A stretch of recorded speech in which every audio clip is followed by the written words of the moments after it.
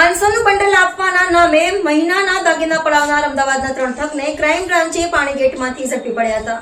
વડોદરાના પાણીગેટ વિસ્તારમાં એક રિક્ષામાં કેટલાક શંકાસ્પદ શખ્સો રહ્યા હોવાની વિગતો મળતા ક્રાઇમ બ્રાન્ચની ટીમે 3 જણાને ઝડપી પડ્યા હતા। તેમની પાસેથી સોનાનો એક વેડલો અંદાજે 1.5 તોલાનો મળી આવ્યો હતો। પોલીસની પૂછપરછ દરમિયાન ટીપુટીએ ગઈ તારીખ 30મી જુલાઈએ આજવા રોડ વિસ્તારના એક મહિલાને ₹500નું બંડલ આપવાના નામે વાતોમાં ફસાવી સોનાનો વેડલો ઠગી લીધો હોવાની વિગતો ખુલી હતી। જે ગુનામાં એક મહિલા અને અન્ય એક સાગરીત પણ સામેલ હોવાથી પોલીસે તેમની પણ તપાસ હાથ ધરી છે।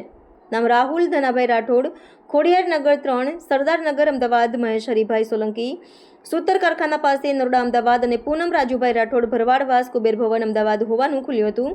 જે પૈકી રાહુલ અગાઉ ચીલઝડપના કેસમાં તેમજ પૂનમ ઠગાઈ સહિતના જુદા જુદા 6 ગુનામાં પકડાયા હતા। ટોળકીએ ગઈ તારીખ 30મી જુલાઈએ આજવા રોડ વિસ્તારમાં એક મહિલાને ₹500નું બંડલ આપવાના નામે વાતોમાં ફસાવી સોનાનો વેડલો ઠગી લીધો હોવાની વિગતો ખુલી હતી। જે ગુનામાં એક મહિલા અને અન્ય એક સાગરીત પણ સામેલ હોવાથી પોલીસે તેમની પણ તપાસ હાથ ધરી છે।